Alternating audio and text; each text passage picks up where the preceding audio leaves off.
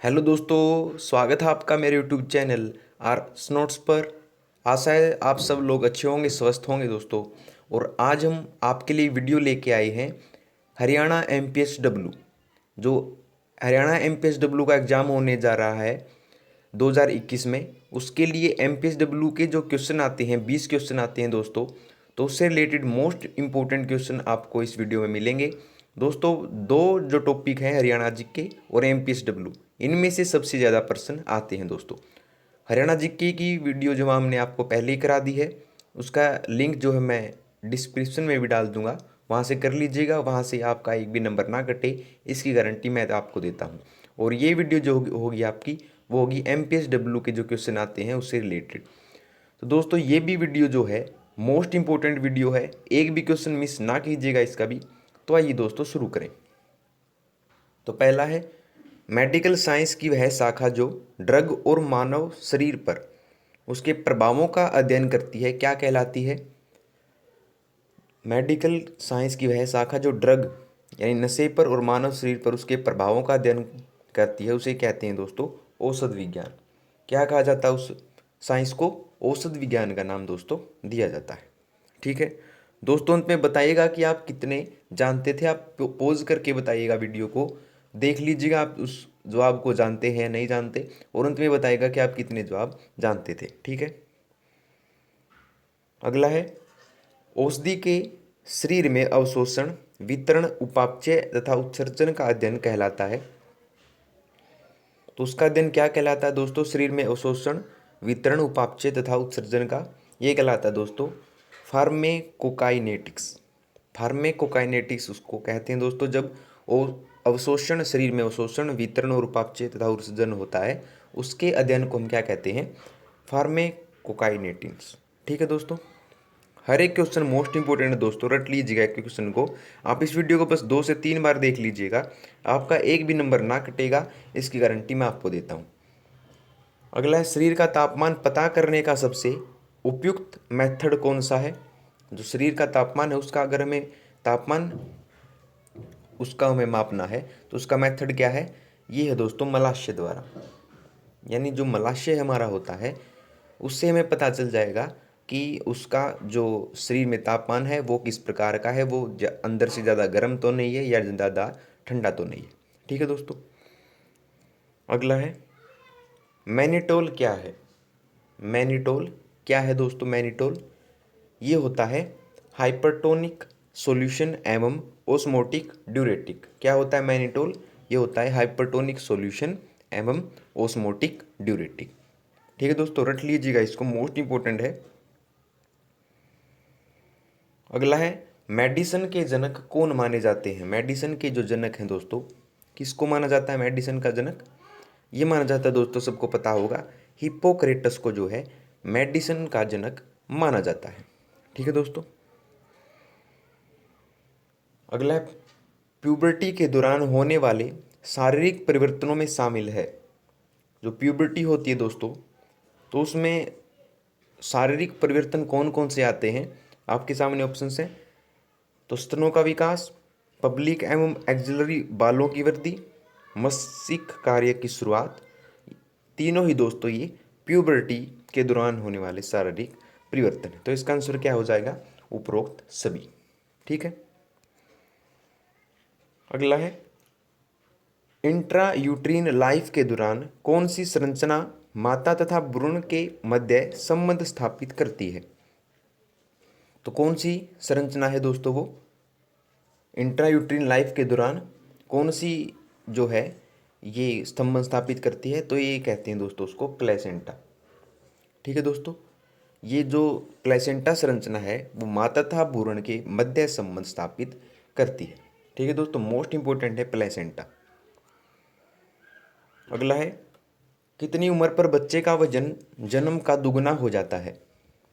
कितनी उम्र पर होता है ये बच्चे का वजन? ये होता है 5 महीने का जब बच्चा होता है, तो उस उम्र में जो जब वह जन्मा था उसके तुलना में उसका वजन जो है 5 महीने में दुगना हो जाता है। ठीक है दोस्तों, याद रखिएगा। अगला है, प्रतिरोधकता का क्या अर्थ होता है? जो प्रतिरोधकता होती है मानव शरीर में, तो उसका अर्थ होता है दोस्तों रोग से लड़ने की क्षमता। रोग से लड़ने की क्षमता को हम क्या कहते हैं? तो हम कहते हैं उसको दोस्तों प्रतिरोधकता, यानी इम्यूनिटी जिसको हम कहते हैं। ठीक है। अगला न्यूट्रियस शब्द का क्या अर्थ होता है? न्यूट्रिस शब्द का अर्थ क्या होता है? न्यूट्रिस शब्द का अर्थ होता है दोस्तों नरिश करना, यानी लालन पालन करना न्यूट्रिस का अर्थ होता है दोस्तों। ठीक है, नरिश करना। अगला देखिए, पिकनिक प्रकार के व्यक्तित्व के लक्षण हैं, यानी जो पिकनिक पर जाता है, हरदम पिकनिक पर रहता है, वो किस प्रकार का व्यक्तित्व है? वो है दोस्तों गोल मटोल, अत्यधिक सामाजिक, आसानी से दोस्त बनाने की क्षमता रखने वाला। यानी जो गोल मटोल हो, जो खाता पीता हो, सामाजिक हो, जो बोलचाल में लोगों से बोलचाल करता हो, आसानी से दोस्त बना लेता हो, तो वो जो है पिकनिक प्रकार का व्यक्तित्व होगा। ठीक है दोस्तों, ऑप्शन ए इसका आंसर हो जाएगा। अगला है नर्सिंग में एथिक्स का क्या अर्थ है? नर्सिंग जो होती है उसमें एथिक्स का क्या अर्थ होता है दोस्तों? तो नर्सिंग जो होती है उसमें एथिक्स का अर्थ होता है करेक्ट बिहेवियर के लिए बनाए गए रूल्स। जो हमारा करेक्ट बिहेवियर होता है उसके लिए बनाए गए रूल्स होते हैं नर्सिंग में, एथिक्स उसको हम कहते हैं। ठीक है। अगला देखिए, रिसर्च को कंडक्ट करने के लिए निम्नलिखित में से कौन सी स्टेज 3 बेसिक स्टेजेस में नहीं आती? तो दोस्तों प्लानिंग जो है फर्स्ट स्टेज होती है, आप सबको पता है। इम्प्लीमेंटिंग, उसको अमल में लाना उस क्रिया को, वो दूसरी स्टेज होती है। और कम्युनिकेटिंग एंड अप्लाइंग रिजल्ट्स, यानी रिजल्ट जब मिलता है, ये तीसरी स्टेज होती है दोस्तों। ये तीनों तो आती हैं, लेकिन जो इवेल्युएशन होता है वो इसके स्टेज नहीं आती है। ठीक है दोस्तों, इसका आंसर क्या हो जाएगा? इवेल्युएशन। ठीक है दोस्तों। अगला है एलएचवी कोर्स किस वर्ष शुरू हुआ था?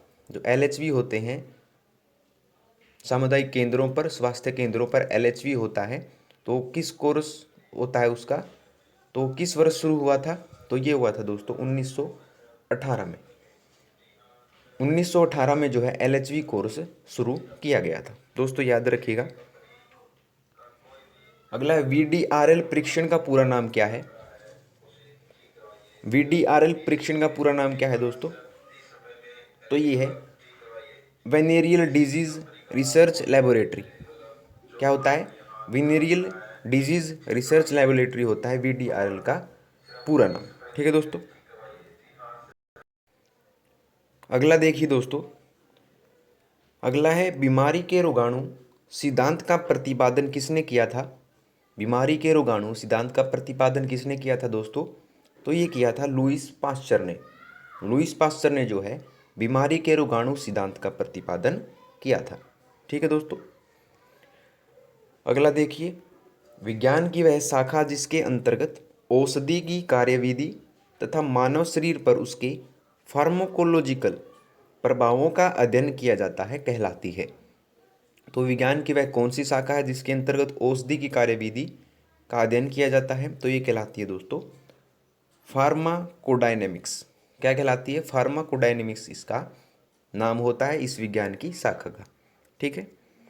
अगला देखिए, ट्रैकियोस्टोमी ट्यूब की सक्शनिंग के दौरान नर्स को एक बार में अधिकतम कितने समय के लिए सक्शनिंग करनी चाहिए? जो ट्रैकियोस्टोमी ट्यूब होती है दोस्तों, उसकी सक्शनिंग करने के दौरान जो नर्स होती है उसको कितनी बार करनी चाहिए, कितने समय के लिए करनी चाहिए? तो ये करनी चाहिए दोस्तों 10 सेकंड के लिए उसको सक्शनिंग करनी चाहिए टेक्स्ट में ट्यूब की। ठीक है। अगला है शरीर का सबसे बड़ा अंग कौन सा है? शरीर का सबसे बड़ा अंग कौन सा है दोस्तों? सबको पता है, मोस्ट इंपोर्टेंट क्वेश्चन है। त्वचा जो होती है हमारी, वो शरीर का सबसे बड़ा अंग होता है दोस्तों। ठीक है। अगला यूरिन आउटपुट को बढ़ाने के लिए निम्न में से कौन सी ड्रग काम में आती है? जो यूरिन आउटपुट होता है उसको बढ़ाते हैं तो कौन सी ड्रग काम में आती है? तो ये आती है दोस्तों ड्यूरेटिक्स। ड्यूरेटिक्स जो ड्रग होती है उसका प्रयोग किया जाता है यूरिन आउटपुट को बढ़ाने के लिए। अगला चलते हैं, हुलिसिनेशन किस प्रकार का डिसऑर्डर है? हुलिसिनेशन जो होता है वो किस प्रकार का डिसऑर्डर है दोस्तों? तो ये होता है परसेप्शन संबंधी, परसेप्शन जो होता है उससे संबंधित होता है हुलिसिनेशन। ठीक है। अगला है पोषण और आहार विज्ञान की नर्सिंग में क्या भूमिका है। पोषण और आहार की विज्ञान की नर्सिंग में क्या भूमिका होती है दोस्तों, तो ये होती है हेल्थ को प्रमोट करना व स्पेसिफिक प्रोटेक्शन प्रदान करना। ठीक है। न्यूट्रिशनल डिफिशियंसी डिजीज़ की रोकथाम करना, मरीजों के लिए थेरेपेटिक डाइट तैयार करना, यानी तीनों ही जो इसके आंसर हो जाएंगे उपरोक्त सभी। ठीक है दोस्तों। अगला देखिए सेल्यूलर इम्यूनिटी कहाँ से उत्पन्न होती है। सेल्यूलर इम्यूनिटी कहाँ से उत्पन्न होती है दोस्तों, तो ये होती है थाइमस में बनने वाली लिम्फोसाइट से। जो थाइमस में लिम्फोसाइट्स बनती हैं उससे जो है सेल्यूलर इम्यूनिटी उत्पन्न होती है। ठीक है। अगला है दोस्तों एक बच्चे के कार्य करने के तरीके एवं दक्षता में परिपक्वता आना कहलाती है। कार्य करने के तरीके और उसमें जब दक्षता या परिपक्वता आ जाती है तो उसको क्या कहते हैं, डेवलपमेंट, यानी उसको हम विकास कहते हैं। ठीक है दोस्तों। अगला है परिपक्व प्लेसेंटा में लगभग कितना ब्लड वॉल्यूम होता है।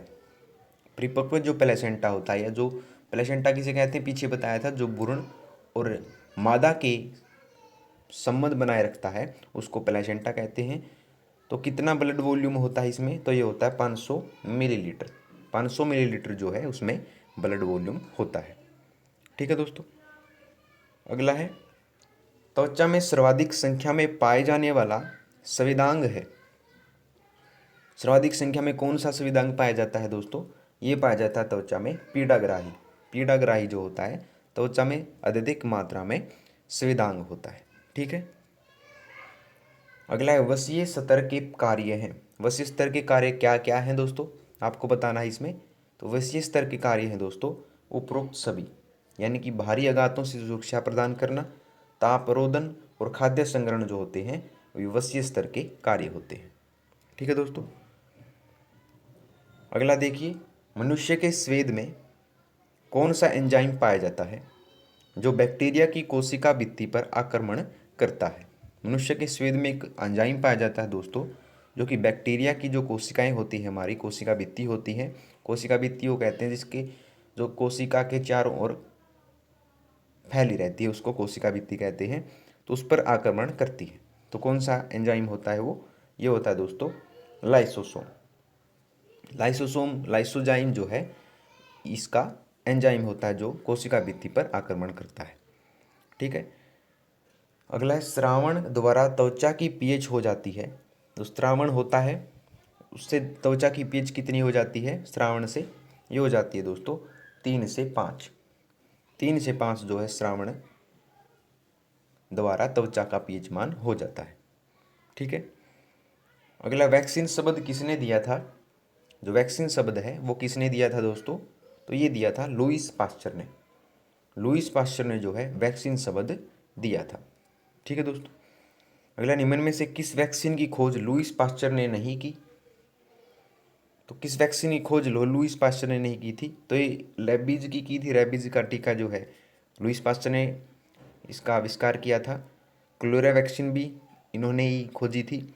एंथ्रिक्स वैक्सीन भी इन्होंने ही खोजी थी। लेकिन जो टिटनेस वैक्सीन है उसकी खोज जो लुईस पास्चर ने नहीं की थी। ठीक है दोस्तों। अगला देखिए हाइपर सेंसिटिविटी फिनोमिनन की खोज करने वाले व्यक्ति थे। हाइपर सेंसिटिविटी फिनोमिनन जो है उसकी खोज करने वाले व्यक्ति कौन थे, तो ये थे रॉबर्ट कोच। कौन थे, रॉबर्ट कोच ये थे जिन्होंने हाइपर सेंसिटिविटी फिनोमिनन की खोज की थी। ठीक है दोस्तों। अगला पेंसिलिन की टेस्ट डोज किस रूट से दी जाती है। जो पेंसिलिन की टेस्ट डोज होती है वो किस रूट से दी जाती है दोस्तों, तो ये जाती है इंट्राडर्मल वे से, जो है इंट्राडर्मल रूट से, जो है जिसे आईडी भी कहते हैं शॉर्ट फॉर्म में, वहाँ से जो है पेंसिलिन की टेस्ट डोज दी जाती है। ठीक है। अगला जब एक ड्रग त्वचा की परतों में से होकर एरिलर टिश्यू में दी जाती है तभी से माना जाता है, तभी से क्या माना जाता है दोस्तों, ये कहा जाता है इसको सबक्यूटेनियम एडमिनिस्ट्रेशन। क्या कहते हैं दोस्तों, सबक्यूटेनियम एडमिनिस्ट्रेशन इसको कहते हैं जब एक ड्रग त्वचा की परतों में से होकर एरिलर टिश्यू में दी जाती है। ठीक है दोस्तों। जो सा भी क्वेश्चन आपको समझ में ना आए दोस्तों, कमेंट करके बताइएगा। हर एक कमेंट का आपको जवाब मिलेगा, ये मैं आपको बता दे रहा हूँ। ठीक है दोस्तों, प्रॉब्लम में मत आइएगा, कमेंट कर दीजिएगा, हम आपको इसका आंसर दे देंगे। उसको जो सिद्धांत है, वो बात है, आपको कमेंट में ही समझा देंगे। ठीक है दोस्तों। अगला, सुरक्षित दवा देने के लिए नर्स को ड्रग ऑर्डर में किस तथ्य को ध्यानपूर्वक पढ़ना चाहिए? ड्रग ऑर्डर में किस तथ्य को पढ़ना चाहिए? ये पढ़ना चाहिए दोस्तों कि ड्रग जो है, ड्रग तथा पेशेंट का नाम, ड्रग की डोज तथा रूट, डेट तथा फिजिशियन के हस्ताक्षर। यानी कि नर्स को जो कार्य होते हैं, यानी कि कौन सी ड्रग जो है किस पेशेंट को देना है, कौन सा ड्रग जो है पेशेंट को कौन सी डोज देनी है और कौन से रूट से देनी है, डेट यानी किस दिन देनी है, और फिजिशियन के हस्ताक्षर यानी जो डॉक्टर होता है उसका बड़ा, उनसे जो परामर्श लेने के बाद ये डोज दी जाती है। तो उस उपयुक्त सभी इसके कार्य हो जाएंगे दोस्तों, उपयुक्त सभी। ठीक है। अगला है, सामान्य अवस्था में टाइडल वॉल्यूम कितना होता है? जो सामान्य अवस्थाएं होती हैं उसमें टाइडल वॉल्यूम कितना होता है दोस्तों? तो ये होता है लगभग 500 मिलीलीटर। 500 मिलीलीटर जो है सामान्य अवस्था में टाइडल वॉल्यूम होता है। मोस्ट इंपॉर्टेंट क्वेश्चन था दोस्तों ये, 500 मिलीलीटर, इसको रट लीजिएगा। अगला है, एक सर्जिकल घाव को माना जाता है, एक सर्जिकल घाव जो होता है उसको कैसा माना जाता है? ये माना जाता है दोस्तों स्वच्छ घाव। यानी कि जो डॉक्टर होते हैं वो सर्जरी करते हैं, ऑपरेशन करते हैं, उस समय सर्जरी की जाती है। तो डॉक्टर जो है वो सर्जरी करते समय ये बात ध्यान में रखते हैं कि जो घाव है वो स्वच्छ घाव हो। ठीक है दोस्तों, यानी कि जो टाँके हैं उसके टाँके भरे जाते हैं डॉक्टर द्वारा, वो साफ से किए जाएं। अगला है, हाइपोवोलोमिया का अर्लीस्ट क्लिनिकल मैनिफेस्टेशन है।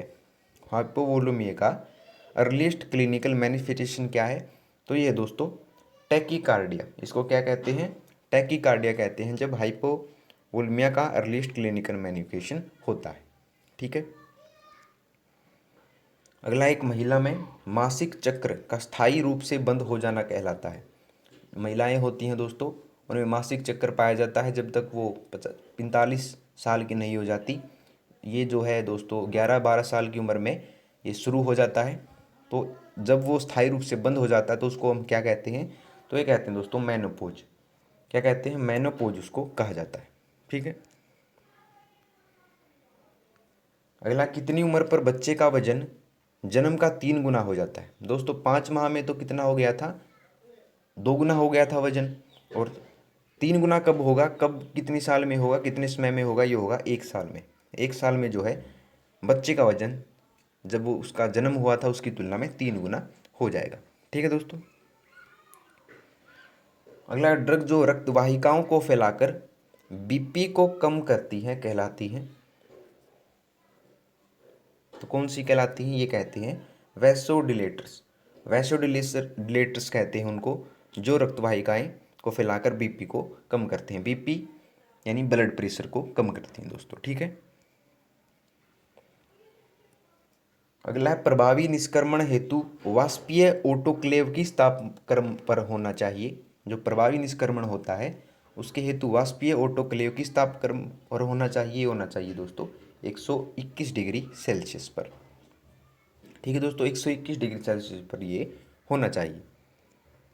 अगला है, आपको बताना है कि निम्नलिखित में से कौन सा कथन सत्य है। ठीक है। पहला देखिए, पोषण के सिद्धांतों के व्यवहारिक प्रयोग को डायटिक्स कहते हैं। बिल्कुल ठीक बात है दोस्तों, उसको डायटिक्स ही कहते हैं। अगला, सूक्ष्म पोषक तत्व ऊर्जा प्रदान नहीं करते लेकिन ये पापचयिक क्रियाओं में एक महत्वपूर्ण भूमिका निभाते हैं। बिल्कुल ठीक बात है दोस्तों ये भी। अगला है, पोषक तत्वों की कमी अथवा अधिकता के कारण स्वास्थ्य बिगड़ने को कुपोषण कहते हैं। बिल्कुल ठीक है दोस्तों, कुपोषण की परिभाषा यही है। तो इसका क्या हो जाएगा? ये सभी सत्य है। ऑप्शन है डी इसका आंसर हो जाएगा दोस्तों। ठीक है। अगला है, ह्यूमोरल प्रतिरोधकता किस पर आधारित होती है? जो ह्यूमोरल प्रतिरोधकता होती है वो किस पर आधारित होती है दोस्तों? तो ये होती है एंटीबॉडीज के बनने पर। ठीक है। एंटीबॉडीज के बनने पर जो है ह्यूमोरल प्रतिरोधकता उस पर आधारित होती है दोस्तों। ठीक है। अगला, इंट्रायूट्रीन लाइफ के दौरान प्लेसेंटा में फैटल ब्लड फ्लो की दर लगभग कितनी होती है? जो फैटल ब्लड होता है उसका फ्लो जो है दोस्तों, उसकी दर कितनी होती है? तो ये होती है 400 मिलीलीटर प्रति मिनट। यानी इंट्रायूट्रीन लाइफ के दौरान प्लेसेंटा में जो जो रक्त बहता है उसमें उसकी दर होती है 400 मिलीलीटर प्रति मिनट। ठीक है दोस्तों। अगला है, त्वचा को हरफनमोला कहा जाता है क्योंकि यह हरफनमोला त्वचा को कहा जाता है दोस्तों, ये भी क्वेश्चन पूछ लिया जाता है कि किस अंग को हरफनमोला कहा जाता है? तो ये कहा जाता है त्वचा को। तो यह क्यों कहा जाता है? क्योंकि यह अनेक कार्यों का संपादन करती है, इसके द्वारा अनेक कार्य किए जाते हैं त्वचा द्वारा। ठीक है दोस्तों। अगला, मनुष्य में रोम नहीं पाए जाते हैं। मनुष्य में क्या है? रोम नहीं पाए जाते हैं दोस्तों। क्यों नहीं पाए जाते? कहाँ कहाँ नहीं पाए जाते? हथेलियों व तलुओं पर। हथेलियों पर जो है बाल नहीं पाए जाते हैं, ना ही तलुओं पर पाए जाते हैं। शीशन, मुंड व चूचक पर, यहाँ पर भी जो है बाल नहीं पाए जाते हैं। बगसीसन व लेबिया पर भी जो है यहाँ पर रोम नहीं पाए जाते हैं दोस्तों। ठीक है दोस्तों, इसका आंसर क्या हो जाएगा? उपरोक्त सभी। अगला, रोम पुटक का निर्माण होता है। रोम पुटक का निर्माण किससे होता है दोस्तों? आपके सामने ऑप्शन हैं, ये होता है स्ट्रेटस मेलपिगी से। किससे होता है? स्ट्रेटस मेलपिगी से जो है रोम पुटक का निर्माण होता है दोस्तों, याद रखिएगा। अगला है, मनुष्य का ताप नियमन केंद्र स्थित होता है। मनुष्य का ताप नियमन जो है केंद्र स्थित कहाँ होता है? ये होता है हाथोपेलिमस में। कहाँ पर? हाथोपेलिमस में जो है मनुष्य का ताप जो है नियमन केंद्रित वहाँ पर स्थित होता है, हाइथोपेलिमस में। ठीक है दोस्तों। मोस्ट इंपॉर्टेंट है अगला क्वेश्चन, यह निम्न में से किस बैक्टीरिया की खोज रॉबर्ट कोच ने नहीं की थी? रॉबर्ट कोच जो थे उन्होंने किसकी खोज नहीं की थी? तो ये नहीं की थी माइक्रोबैक्टीरियम लेप्रे की। माइक्रोबैक्टीरियम लेप्रे की जो खोज है वो रॉबर्ट कोच ने नहीं की थी। बैसिलस एंथ्रेसिस की थी। विब्रियो कैलोरी की थी। माइक्रोबैक्टीरियम ट्यूबरक्लोसिस की भी उन्होंने खोज की थी। ठीक है। अगला है, स्टलाइजेशन तकनीक हॉट एयर ओवन एवं ऑटोक्लेव की खोज किस व्यक्ति ने की थी? तो ये किस व्यक्ति ने की थी दोस्तों? ये की थी लुईस पास्चर ने। किसने की थी? लुईस पास्चर ने इसकी खोज ये दोस्तों की थी, याद रखिएगा। ठीक है दोस्तों। अगला है, गहन चिकित्सा इकाई में नोजोकोमियल न्यूमोनिया के लिए उत्तरदायी रोगाणु है जो है किसके लिए रोगाणु है? ये होता है ग्राम नेगेटिव ऑर्गेनिजम्स। क्या होता है? गहन चिकित्सा में जो है न्यूजोकोमियल न्यूमोनिया के लिए कौन सा रोगाणु उत्तरदायी होता है? Gram negative organisms. ठीक है दोस्तों। अगला देखिए, ड्रग एडमिनिस्ट्रेशन से संबंधित निम्न में से कौन सा स्टेटमेंट सही है? सही कथन बताना आपको दोस्तों। इनमें से चार ऑप्शन हम पढ़ लेते हैं एक बार। देखिए, पहला, जब ड्रग इंजेक्शन के द्वारा दी जाती है तब उसका बहुत जल्दी प्रभाव होता है। बिल्कुल ठीक बात है दोस्तों। जब इंजेक्शन द्वारा दी जाती है तो वो सीधे रक्त पर प्रभाव करती है, तो उससे जो उसका प्रभाव जल्दी होता है। पेरेंटल रूट से मेडिसिन सीधे ब्लड में की जाती है, अतः किसी प्रकार के अवशोषण की आवश्यकता नहीं होती। बिल्कुल ठीक बात है दोस्तों, किसी प्रकार के अवशोषण की उसमें आवश्यकता नहीं होती है। अगला, पेरेंटल रूट को अनकॉन्शियस यानी अचेत अवस्था में भी काम में लिया जा सकता है। तो ये भी बात बिल्कुल ठीक है दोस्तों। यानी कि उपरोक्त सभी जो है ये तीनों ही ऑप्शन इसके ठीक थे। ठीक है दोस्तों। अगला, ड्रग एडमिनिस्ट्रेशन के संबंध में निम्न में से कौन सा स्टेटमेंट सही है? जो ड्रग एडमिनिस्ट्रेशन होता है उसके संबंध में आपको बताना है कि कौन सा कथन सत्य है। तो आपके सामने ऑप्शन से देख लीजिए, चारों पढ़ लेते हैं दोस्तों हम। अडल्ट डोज की तुलना में चाइल्ड डोज कम होती है। ठीक है दोस्तों, बिल्कुल ठीक बात है। जो अडल्ट जितनी डोज लेते हैं उनकी तुलना में चाइल्ड डोज वो कम होती है। महिला मरीज को दवा देते समय प्रेगनेंसी, लैक्टेशन तथा मेनिस्ट्रेशन आदि फैक्टर्स को ध्यान में रखा जाता है। ठीक है, तो ये भी बात बिल्कुल ठीक है। मेनिस्ट्रेशन आदि फैक्टर्स को ध्यान में रखा जाता है और लैक्टेशन। ठीक है। अगला है, दवा देते समय मेनर्स को 5 राइट्स यानी right PT, right drug, right dose, right time और राइट मेथड का ध्यान रखना चाहिए। 5 पीटी रूल होता है नर्स के लिए, तो ये भी बात बिल्कुल ठीक है दोस्तों। तो इसका आंसर क्या हो जाएगा, उपरोक्त सभी इसका आंसर हो जाएगा, यानी तीनों ही जो ऑप्शन है वो ठीक है। अगला है, दर्द निवारण के लिए कौन सी ड्रग दी जाती है। दर्द निवारण जो होता है उसके लिए कौन सी ड्रग दी जाती है दोस्तों, तो ये जाती है एनाल्गिसिस। एनाल्गिसिस तो जो है वो दर्द निवारण के लिए जो है ड्रग दी जाती है। ठीक है दोस्तों। अगला, निम्न में से कौन सा कारक जो होता है घाव भरने की प्रक्रिया का अनुकूल कारक नहीं है। कौन सा कारक है जो घाव भरने की प्रक्रिया का अनुकूल कारक नहीं है, ये नहीं है दोस्तों कोर्टिकोस्टेरॉइड का अधिक उपयोग। कोर्टिकोस्टेरॉइड जो होता है दोस्तों उसका अधिक उपयोग जो है मानव शरीर के लिए हानिकारक है, तो इसका उपयोग ज़्यादा नहीं करना चाहिए। ठीक है दोस्तों। अगला देखिए, रिसर्च के दौरान जो है जिन वेरिएबल्स पर स्टडी की जाती है उनको किस नाम से जानते हैं। तो उनको हम किस नाम से जानते हैं दोस्तों, ये जानते हैं हम डिपेंडेंट वेरिएबल्स के नाम से। जो रिसर्च के दौरान जिन वेरिएबल्स पर हमें पढ़ाया जाता है MPSW के बारे में, ANM के बारे में, तो उसको डिपेंडेंट वेरिएबल्स के नाम से जाना जाता है दोस्तों। ठीक है। निम्नलिखित में से कौन सा वृहद पोषक तत्व मैक्रोन्यूट्रिएंट नहीं है। मैक्रोन्यूट्रिएंट कौन सा नहीं है दोस्तों, तो ये नहीं है विटामिन। मैक्रोन्यूट्रिएंट नहीं है दोस्तों विटामिन। प्रोटीन है, वसा है और कार्बोहाइड्रेट है, लेकिन मैक्रोन्यूट्रिएंट जो है विटामिन नहीं होता। अगला, प्लेसेंटा का क्या कार्य है। प्लेसेंटा का क्या कार्य होता है दोस्तों, ये होता है माता तथा भ्रूण के बीच पोषक तत्वों का स्थानांतरण करना। ठीक है। गर्भावस्था को बनाए रखने के लिए आवश्यक हार्मोन उत्पन्न करना, ये भी ठीक है। बैरियर के रूप में काम करना, ये भी ठीक है दोस्तों। यानी इसका आंसर क्या हो जाएगा, उपरोक्त सभी। अगला देखिए, निम्नलिखित में से कौन सा बैक्टीरिया जनित संक्रामक रोग नहीं है। बैक्टीरिया जनित संक्रामक रोग कौन सा नहीं है दोस्तों, ये होता है येलो फीवर। येलो फीवर जो होता है, पीला बुखार जिसे कहते हैं, वो बैक्टीरिया जनित संक्रामक रोग नहीं होता। डिप्थीरिया होता है, कोलेरा और टाइफाइड जो होते हैं वो बैक्टीरिया जनित संक्रामक रोग होते हैं। ठीक है।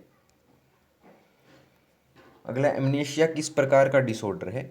एमनेशिया जो होता है किस प्रकार का डिसऑर्डर होता है, किस प्रकार की कमी होती है, ये होती है याद संबंधी, मेमोरी संबंधी जो है एमनेशिया, ये डिसऑर्डर होता है। ठीक है दोस्तों। अगला, भय के कारण रोम का खड़ा होना, यानी गूजबम्प जिसे कहते हैं दोस्तों, ये हम भय के कारण जब हमारे जो रोंगटे वो खड़े हो जाते हैं तो किसके वो उसे क्या कहते हैं दोस्तों, हम उसे कहते हैं क्यूटिस एंसेराइना। मोस्ट इंपॉर्टेंट है दोस्तों, क्यूटिस एंसेराइना उसको कहते हैं जब भय के कारण हमारे रोंगटे जो है, रोम जो है खड़े हो जाते हैं। ठीक है दोस्तों। अगला, भय के समय रोम का खड़ा होने पर शरीर में कौन से हार्मोन की अधिकता होती है। तो जब हमारे भय के कारण हमारे रोंगटे या रोम जो खड़े हो जाते हैं वो किस हार्मोन की अधिकता से होते हैं, वो होते हैं एड्रेनल जो हार्मोन है हमारा, उसके अधिक स्रावण से जो है भय के समय रोम खड़े हो जाते हैं। ठीक है दोस्तों। अगला है, एरेक्टर पिलाई पेशियाँ हैं। एरेक्टर पिलाई पेशियाँ कौन सी होती हैं दोस्तों, जो एरेक्टर पिलाई पेशियाँ होती हैं वो होती हैं दोस्तों अरेखित व अनैच्छिक पेशियाँ। क्या होती हैं वो, अरेखित व अनैच्छिक पेशियाँ होती हैं इरेक्टर पिलाई पेशियाँ। ठीक है दोस्तों। सबके सब जो है मोस्ट इंपोर्टेंट क्वेश्चन दोस्तों आपके लिए छांट छांट के इस वीडियो में लाए हैं। GNM परीक्षा में बैठने के लिए न्यूनतम एलिजिबिलिटी क्राइटेरिया क्या है, ये भी एग्जाम में पूछ लिया गया है दोस्तों। GNM की जो परीक्षा दे रहे हैं दोस्तों विद्यार्थी, उनके लिए एलिजिबिलिटी, न्यूनतम एलिजिबिलिटी क्राइटेरिया क्या होता है, तो ये होता है दोस्तों सिद्धांतिक एवं प्रायोगिक कक्षाओं में 75% उपस्थिति, यानी उनकी प्रेजेंट जो है 75% होनी चाहिए सिद्धांतिक तथा प्रायोगिक कक्षाओं में, एवं विद्यार्थी कोर्स के कम से कम 11 महीने पूर्ण कर चुका हो। क्या होती है उनके लिए, यानी कि जो सिद्धांतिक एवं प्रायोगिक कक्षाएं उन्होंने 75% अटेंड की हो और विद्यार्थी कोर्स के कम से कम 11 महीने पूर्ण कर चुका हो, तो वो MPSW में जो है बैठ सकते हैं, MPSW के एग्जाम में। ठीक है दोस्तों। अगला, सीबेशियस ग्रंथियां अनुपस्थित होती हैं। सीबेशियस ग्रंथियां कहाँ पर अनुपस्थित होती हैं दोस्तों, कहाँ पर नहीं होती ये नहीं होती हथेलियों व तालुओं पर। हथेलियाँ जो हमारी होती हैं और तलुबे जो हमारे होते हैं वहाँ पर सीबेशियस ग्रंथियाँ नहीं पाई जाती। ठीक है दोस्तों। अगला देखिए, पेनिसिलिन नामक एंटीबायोटिक की खोज किसने की थी। जो पेनिसिलिन है उसकी खोज किसने की थी, सबको पता है। अलेक्जेंडर फ्लेमिंग ने जो है पेनिसिलिन नामक एंटीबायोटिक की खोज की थी। किसने? अलेक्जेंडर फ्लेमिंग ने। ठीक है दोस्तों। अगला, सर्वप्रथम माइक्रोस्कोप का विकास किसने किया था। सर्वप्रथम माइक्रोस्कोप का विकास किया था दोस्तों एंटोनी वान ल्यूएनहक ने।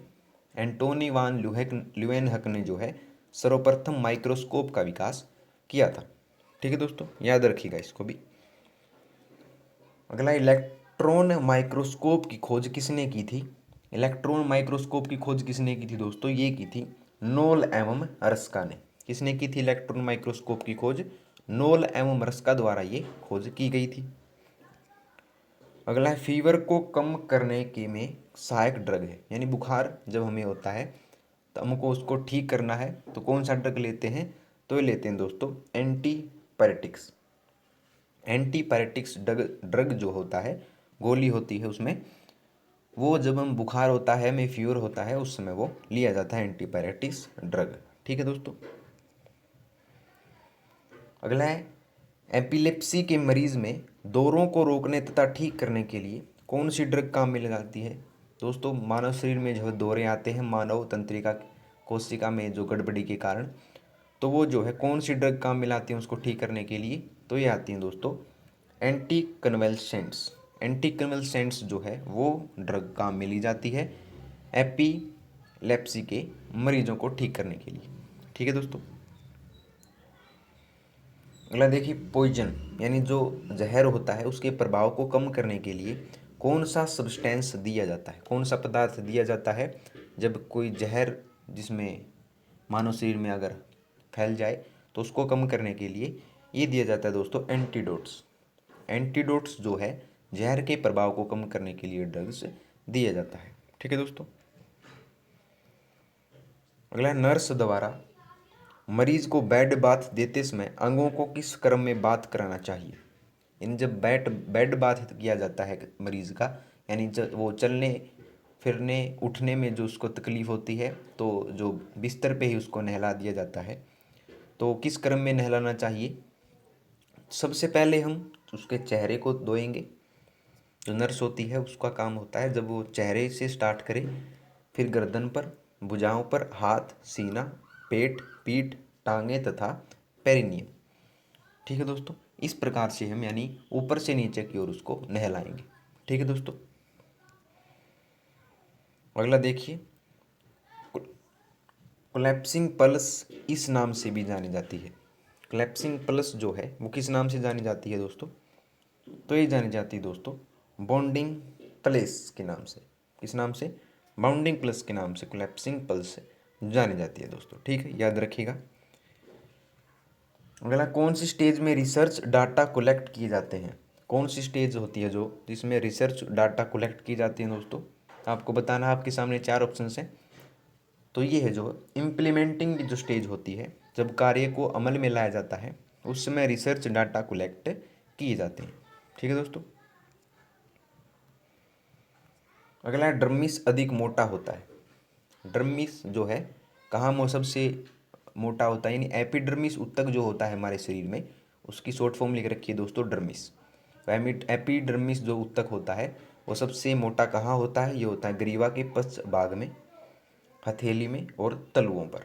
जो हम देखेंगे जब मानव शरीर में हमारे तलवे जो हाथ जो होते हैं, हथेलियाँ होती हैं, उनकी त्वचा जो वो मोटी होती है दोस्तों, तो वो एपिडर्मिस उत्तक के कारण से होती है, वहाँ पर ये मोटाई में पाया जाता है। तो उपरोक्त सभी इसका आंसर हो जाएगा। ठीक है। अगला, एस्थेनिक प्रकार के व्यक्तित्व के लक्षण है। एस्थेनिक प्रकार के व्यक्तित्व के लक्षण क्या होते हैं दोस्तों, तो ये होते हैं पतला एवं लंबा शरीर, असहानुभूतिपूर्ण व्यवहार। जो होते हैं एस्थेनिक प्रकार के व्यक्तित्व के लक्षण होते हैं पतला एवं लंबा शरीर और असहानुभूतिपूर्ण व्यवहार।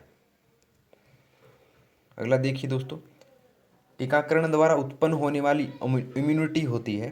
टीकाकरण द्वारा उत्पन्न होने वाली इम्यूनिटी होती कौन सी होती है दोस्तों, वो होती है आर्टिफिशियल एक्टिव इम्यूनिटी। कौन सी होती है वो? आर्टिफिशियल एक्टिव इम्यूनिटी होती है टीकाकरण द्वारा उत्पन्न होने वाली इम्यूनिटी। ठीक है दोस्तों। अगला देखिए, निम्नलिखित में से कौन सा प्रोफेशन जो होता है का करेक्टरिस्टिक है, यानी जी प्रोफेशन जो होता है उसकी कौन सी विशेषता है इनमें से। तो आपको सबको बताना है कि आपके सामने 4 ऑप्शंस हैं, यानी कि एक प्रोफेशन जो होता है लगातार अपनी बॉडी ऑफ नॉलेज को बढ़ाता है, बॉडी ऑफ नॉलेज को बढ़ाता है। ठीक है दोस्तों, बिल्कुल ठीक है। एक प्रोफेशन अपनी पॉलिसीज़ बनाता है और अपनी एक्टिविटीज़ को कंट्रोल करता है, बिल्कुल ठीक बात है दोस्तों ये भी। एक profession human and social welfare से संबंधित सेवाएं प्रदान करता है, यानी सामाजिक मुद्दों पर वो अपनी संबंधित सेवाएं प्रदान करता है, ये बात बिल्कुल ठीक है दोस्तों। तो इसका आंसर क्या हो जाएगा, ऑप्शन नंबर डी, उपरोक्त सभी जो बातें हैं वो सत्य हैं। ठीक है। अगला, एपिडर्मिस की मोटाई सबसे कम होती है। दोस्तों ऊपर लिख रखा था जो एपिडर्मिस उत्तक होता है उसकी मोटाई जो है हथेलियों पर और तलुओं पर सबसे मोटी होती है। आपको बताना है इसमें मोटाई सबसे कम कहाँ होती है, ये होती है कॉर्निया में। जो आँख होती है हमारी उसमें कॉर्निया पाया जाता है, तो वहाँ पर जो है एपिडर्मिस उत्तक की जो मोटाई है वो सबसे कम होती है। ठीक है दोस्तों। अगला, डर्मिस एपिडर्मिस की तुलना में जो डर्मिस उत्तक होता है वह एपिडर्मिस की तुलना में कितना कैसा होता है, ये होता है 2 से 3 गुना होती है। क्या होती है, 2 से 3 गुना उसकी मोटाई होती है डर्मिस उत्तक की एपिडर्मिस की तुलना में। ठीक है दोस्तों। अगला, निम्न में से कौन सा बेसिलाई कोच बेसिलस के नाम से भी जाना जाता है। बेसिलाई कोच बेसिलस जो है, कौन सा बेसिलाई कोच जाना जाता है, ये जाना जाता है माइक्रोबैक्टीरियम ट्यूबरक्लोसिस। माइक्रोबैक्टीरियम ट्यूबरक्लोसिस जो है बेसिलाई कोच बेसिलस के नाम से भी जाना जाता है दोस्तों। ऑप्शन ए इसका आंसर हो जाएगा। ठीक है। अगला देखिए, निषेचित अंडे का गर्भाशय जो है कि दीवार पर आरोपण किस दिन पूर्ण हो जाता है। किस दिन पूर्ण हो जाता है दोस्तों, तो ये हो जाता है 11वें दिन। 11वें दिन जो है निषेचित अंड का गर्भाशय की दीवार पर आरोपण हो जाता है। ठीक है दोस्तों, 11वें दिन जो है यह काम हो जाता है। अगला, लेप्रोसी के उपचार हेतु खोज की गई प्रथम दवा थी। जो लेप्रोसी है जब उसका उपचार किया जाता है तो उसकी खोज की गई थी, तो प्रथम दवा कौन सी थी उसके लिए, तो ये थी डेप्सोन। डेप्सोन दवा का जो है वो खोज की गई थी लेप्रोसी के उपचार में। ठीक है दोस्तों। अगला, स्ट्रेप्टोमाइसिन नामक एंटीबायोटिक की खोज किसने की थी। स्ट्रेप्टोमाइसिन नामक एंटीबायोटिक की खोज करने वाला था दोस्तों वोक्समान। वोक्समोन जो है एंटीबायोटिक की खोज करने वाला व्यक्ति था दोस्तों। ठीक है। अगर नाइट्रोग्लिसरीन किस रूट से दी जाती है। नाइट्रोग्लिसरीन जो होती है वो किस रूट से दी जाती है दोस्तों, आपको सबको बताना है। आपके सामने 4 ऑप्शंस हैं, तो ये दी जाती है दोस्तों सबलिंगुअल रूट से। सबलिंगुअल रूट से जो है नाइट्रोग्लिसरीन ये दी जाती है। ठीक है दोस्तों।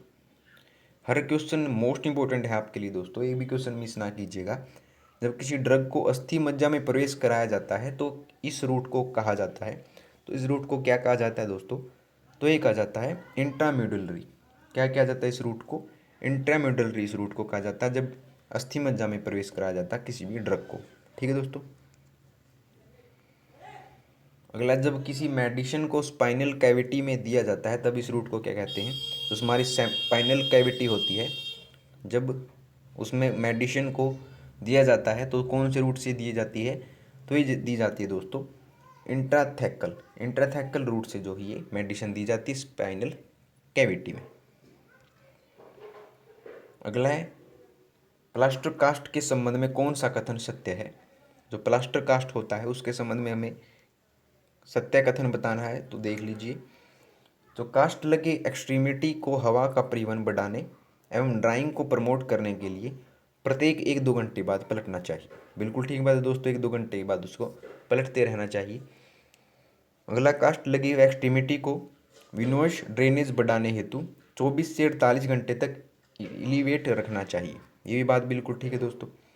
अगला, पल्मोनरी एम्बोलिज्म तथा संक्रमण प्लास्टर कास्ट की जटिलताएं हैं।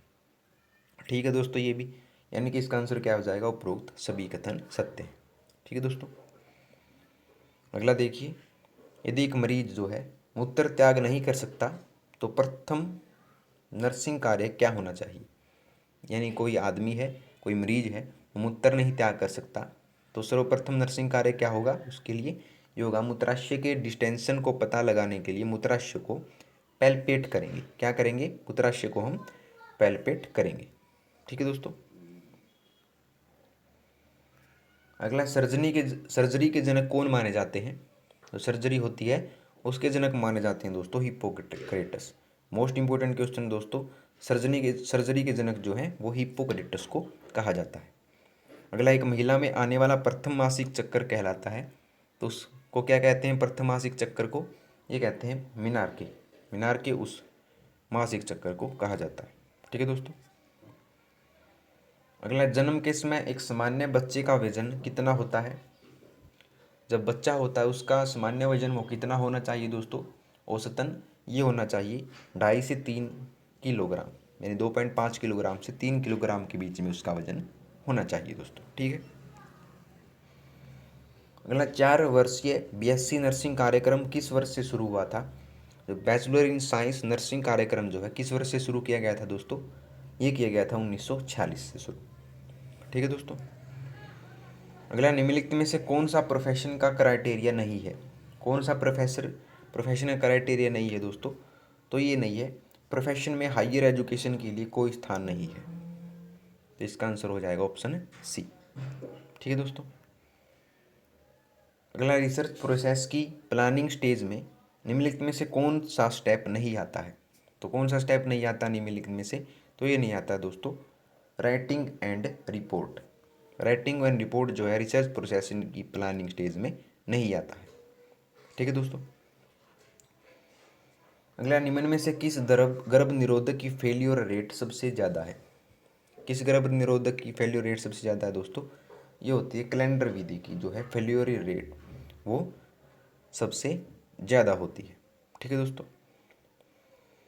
अगला, एथलेटिक प्रकार के व्यक्तित्व के लक्षण हैं। जो एथलेटिक व्यक्तित्व होता है उसके लक्षण क्या होते हैं दोस्तों? ये होता है मजबूत कदकाठी वाला शरीर, अत्यधिक एक्टिव, सफलता के प्रति जागरूक होता है एथलेटिक प्रकार का व्यक्तित्व। ठीक है दोस्तों। अगला है, वर्णिकी कोशिकाएं कौन सी परत में पाई जाती हैं? जो वर्णिकी कोशिकाएं होती हैं वो कौन सी परत में पाई जाती हैं दोस्तों? ये पाई जाती हैं स्ट्रेटम जर्मिनेटम में। स्ट्रेटम जर्मिनेटस में जो है वर्णिकी कोशिकाएं वो पाई जाती हैं। मोस्ट इंपोर्टेंट क्वेश्चन है दोस्तों, स्ट्रेटम जर्मिनेटस। अगला, जंतुओं में रंग बदलने की क्रिया क्या कहलाती है? जंतुओं में रंग बदलने की क्रिया को हम कहते हैं दोस्तों मेटाक्रोसिस। मेटाक्रोसिस हम जो है जंतुओं में रंग बदलने की क्रिया को कहते हैं दोस्तों। कई जो जंतु होते हैं वो अपना रंग अपने आप बदल लेते हैं, यानी अपने पर्यावरण के अनुसार, तो उसको क्रिया को कहते हैं मेटाक्रोसिस। अगला, ड्रमिस का उद्भव किस जनन द्वारा होता है? जो ड्रमिस ऊतक होता है हमारे शरीर में, तो उसका उद्भव वो है मैसिड्रम जनन द्वारा होता है। ठीक है दोस्तों। अगला है, माइक्रोबैक्टीरियम लेप्रे नामक बैसिलाई की खोज किसने की थी? माइक्रोबैक्टीरियम लेप्रे नामक बैसिलाई की खोज की थी दोस्तों हैंसन ने। किसने की थी? हैंसन ने जो है माइक्रोबैक्टीरियम लेप्रे की खोज की थी दोस्तों। ठीक है। अगला, ट्रम पर प्लेसेंटा का वजन लगभग कितना होता है?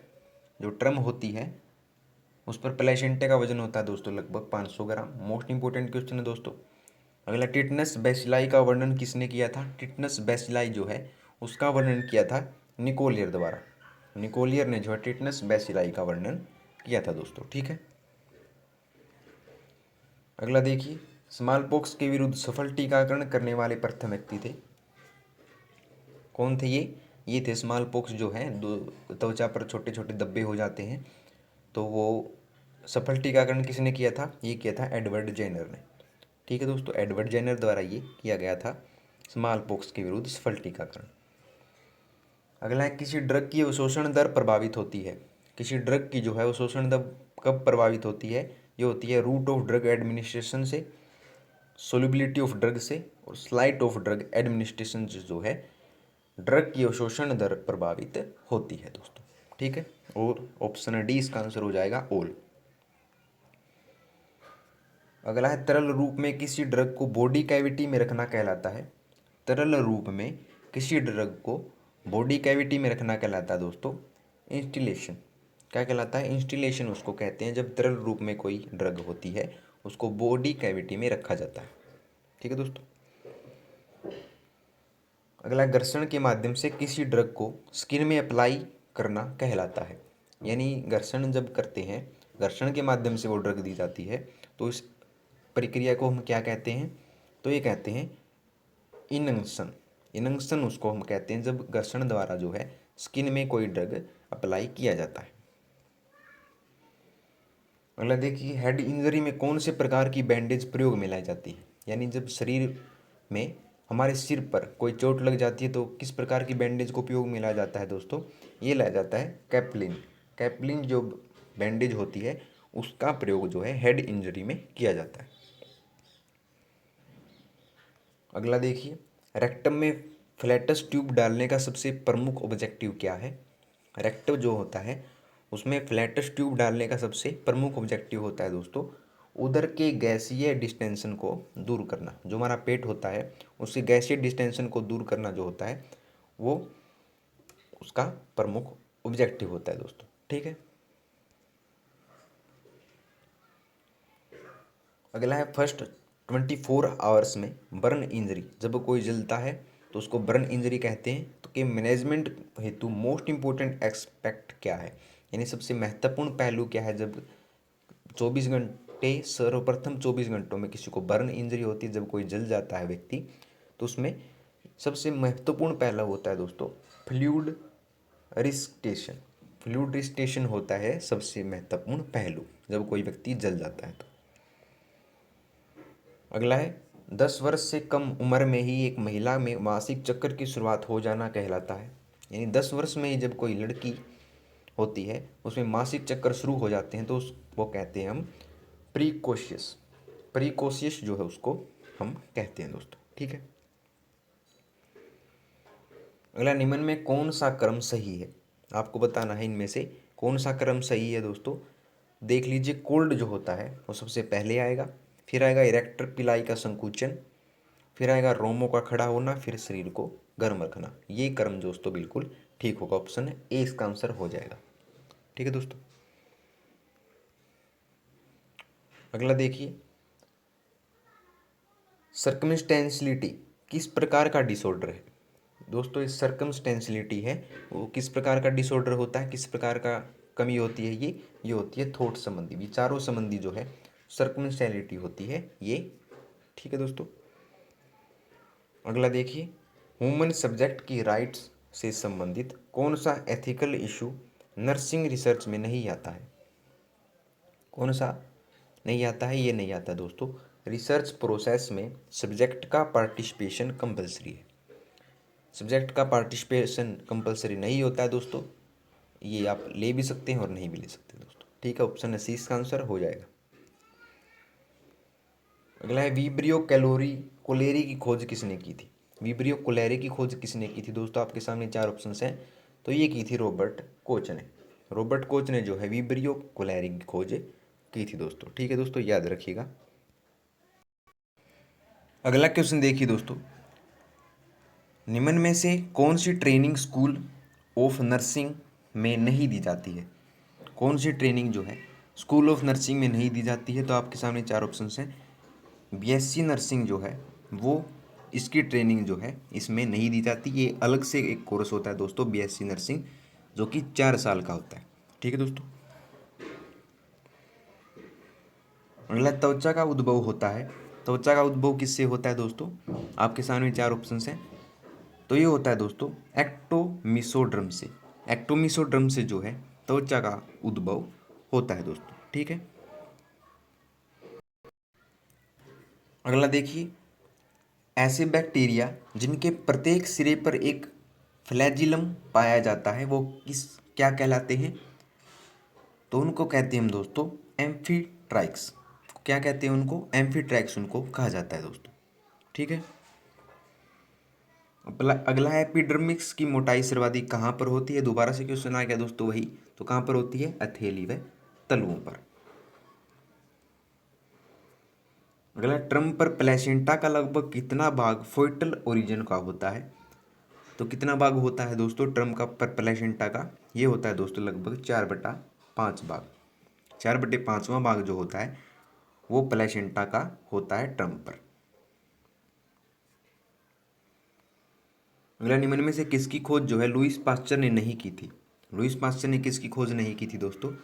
पास्चुरीकरण की थी, किण्वन प्रक्रिया की थी और रेबीज के टीके की भी इन्होंने खोज की थी। लेकिन जो सेपरेशन ऑफ स्टेफिलोकोकस है उसकी जो है लुईस पास्चर ने खोज नहीं की थी। तो इसका आंसर हो जाएगा ऑप्शन सी।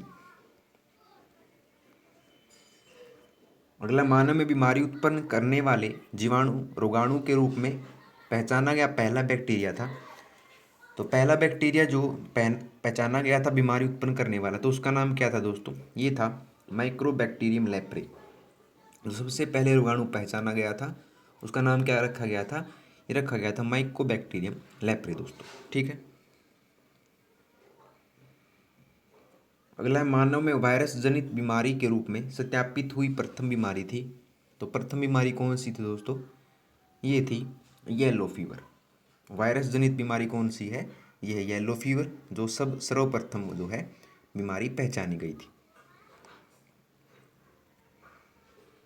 अगला, लिविंग ऑर्गेनिजम्स से उत्पन्न वह सब्सटेंस जिसे जीवाणु को मारने या उसके मल्टीप्लिकेशन को रोकने के लिए उपयोग में लिया जाता है, उसे हम क्या कहते हैं दोस्तों?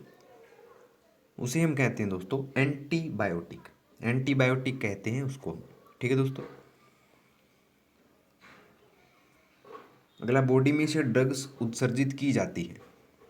किससे की जाती है ड्रग्स उत्सर्जित? ये की जाती हैं किडनी के द्वारा, ब्रेस्ट मिल्क, स्लाइवा, स्वीट तथा बाइल के द्वारा और हमारी इंटेस्टाइन के द्वारा। तो इसका आंसर क्या हो जाएगा? उपरोक्त सभी के द्वारा ये की जाती है दोस्तों, ठीक है। ऑप्शन डी इसका आंसर हो जाएगा। अगला, निम्न में से औषधि प्राप्त करने का सोर्स क्या है? औषधि प्राप्त करने का सोर्स क्या है दोस्तों? तो ये है animals and plants, micro organisms और सिंथेटिक ओरिजिन जो है वो औषधि प्राप्त करने के तीनों ही जो ये सोर्स होते हैं दोस्तों। ऑप्शन डी इसका आंसर हो जाएगा, ठीक है।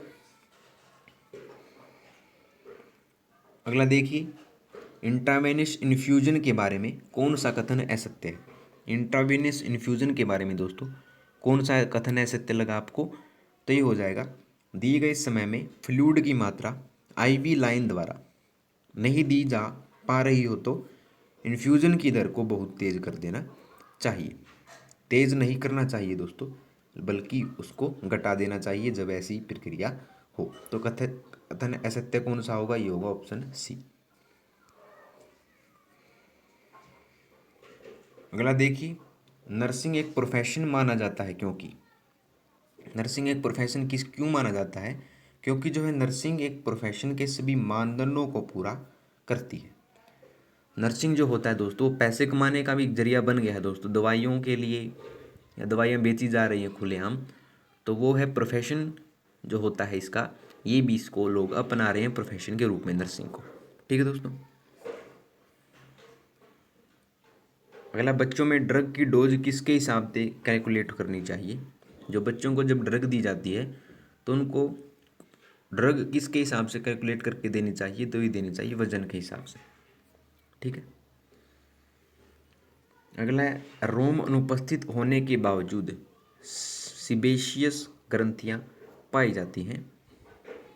सिबेशियस ग्रंथियाँ पाई जाती हैं, कहाँ पाई जाती हैं? रोम अनुपस्थिति के होने के बावजूद भी। तो ये पाई जाती हैं दोस्तों उपरोक्त सभी पर, होठ व कर्णनाल पर, शीशन व बग शीशन पर और लेबिया मेजर ऊपर, ये तीनों ही पाई जाती हैं दोस्तों, ठीक है।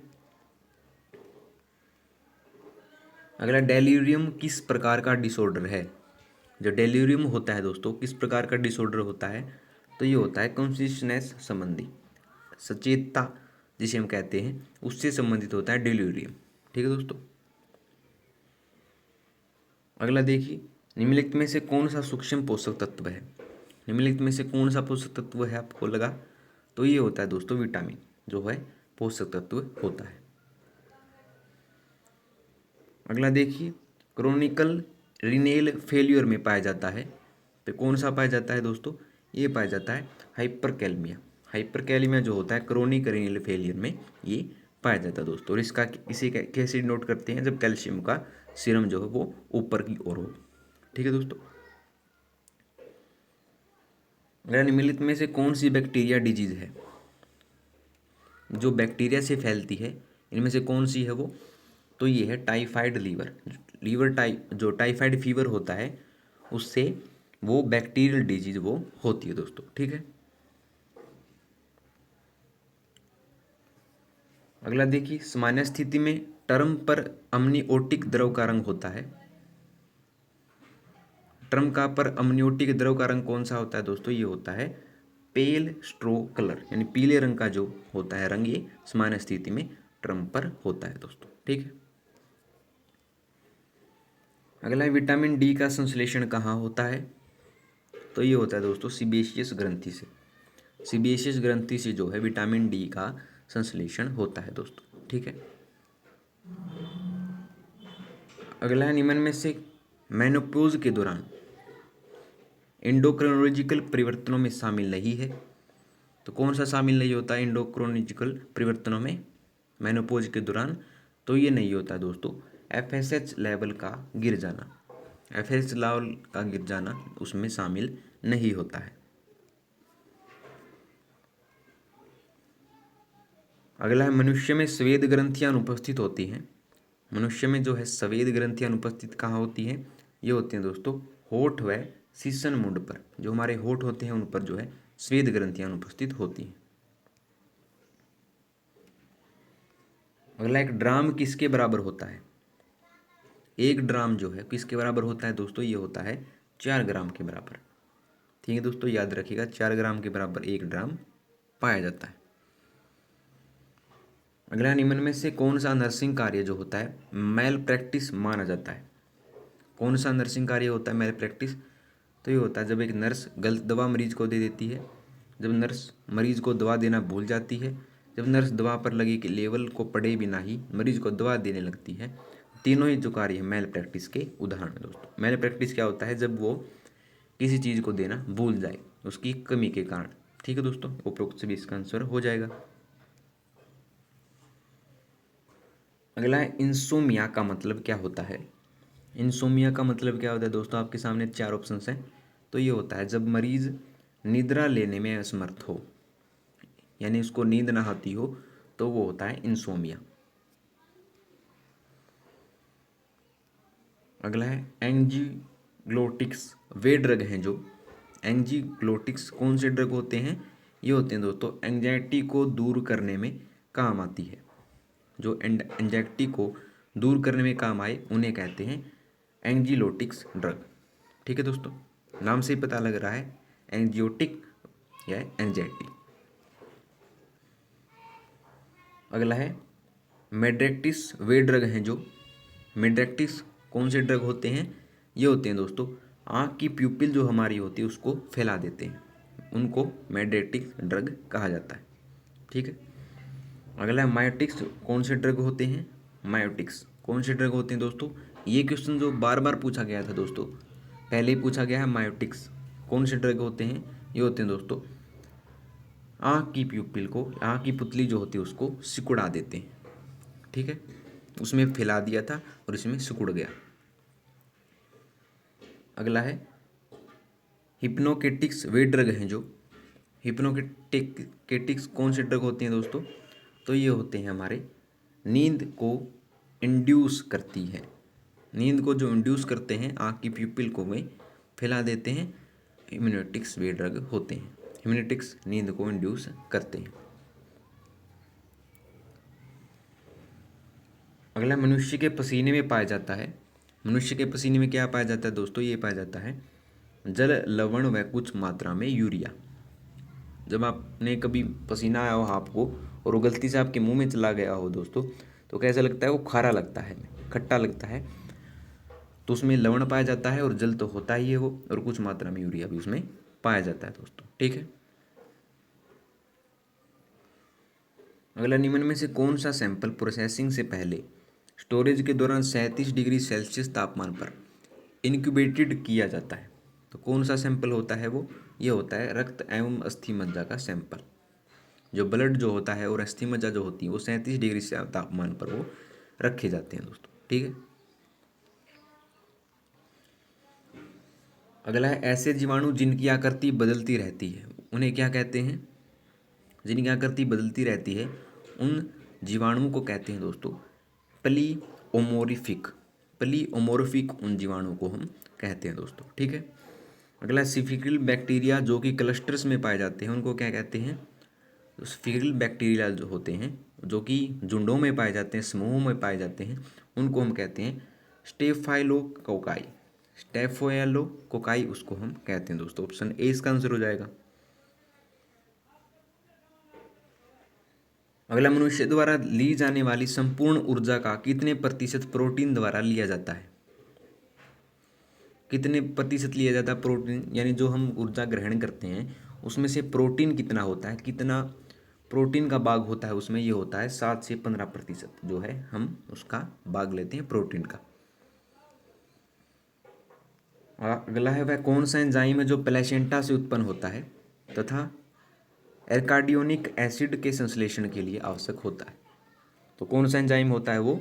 तो ये होता है दोस्तों फोस्फोलिपेज A2। वो एंजाइम होता है जो प्लेसेंटा से उत्पन्न होता है, ठीक है दोस्तों। अगर आपको वीडियो पसंद आ रही हो तो प्लीज़ वीडियो को लाइक जरूर कर दीजिएगा दोस्तों, और कमेंट करके बताइएगा कि आपको वीडियो कैसी लगी, और आरएस नोट्स चैनल को सब्सक्राइब कर लीजिएगा दोस्तों, ठीक है। तो देखिए अगला क्वेश्चन, निम्नलिखित में से कौन सा वायरल रोग नहीं है? तो कौन सा वायरल रोग नहीं होता है दोस्तों, यानी जो वायरस द्वारा नहीं फैलता है? तो ये नहीं होता है डिप्थीरिया।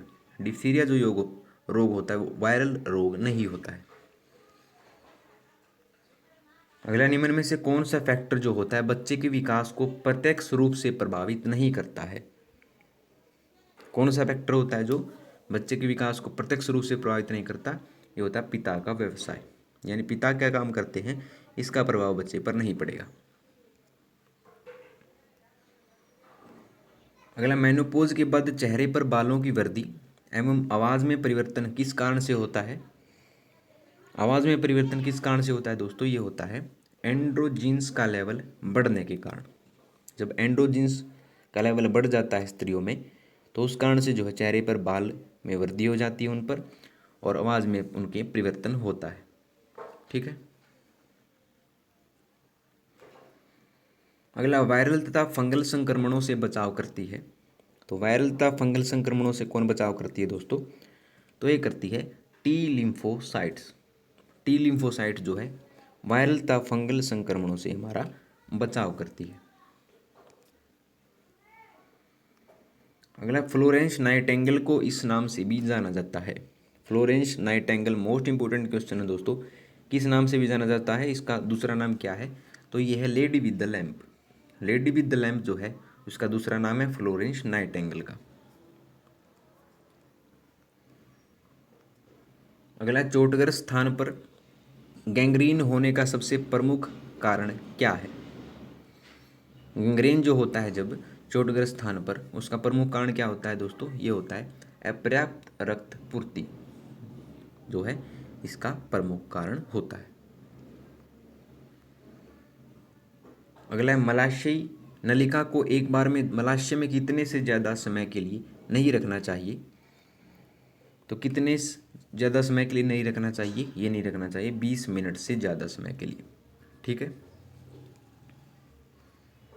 अगला, स्वेद ग्रंथियों का प्रमुख कार्य क्या होता है? स्वेद ग्रंथियों का प्रमुख कार्य क्या होता है दोस्तों? तो ये होता है हमारा शरीर के ताप का नियमन करना, जो है स्वेद ग्रंथियों का प्रमुख कार्य होता है दोस्तों, ठीक है।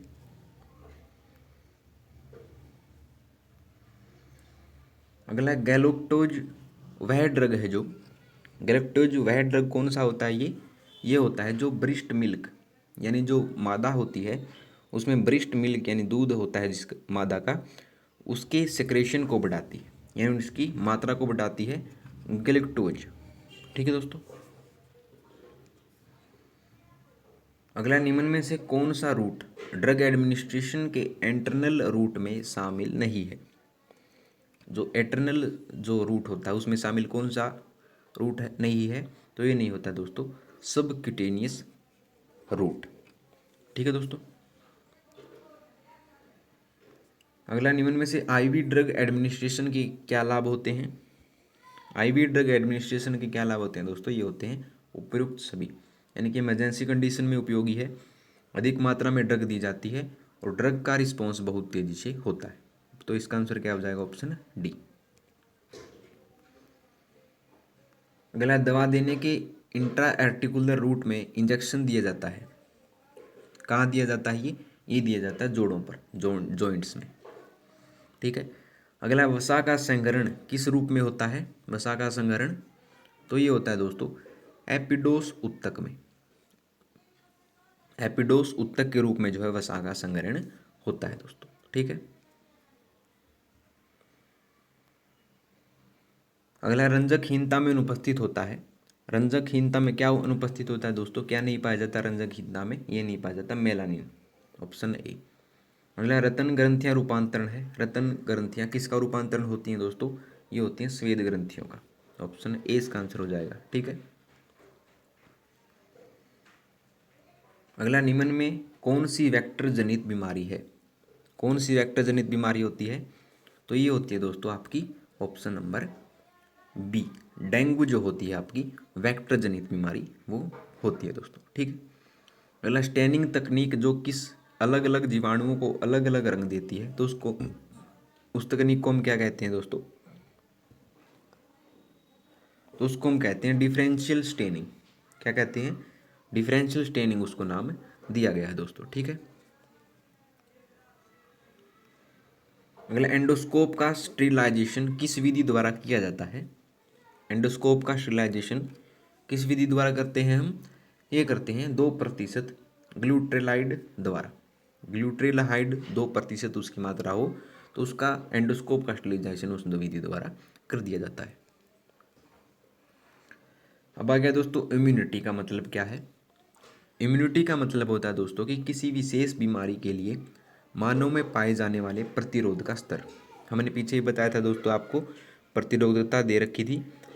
जो प्रतिरोधकता होती है यानी बीमारियों से लड़ने की जो ताकत होती है उसको हम इम्यूनिटी कहते हैं दोस्तों। ठीक है।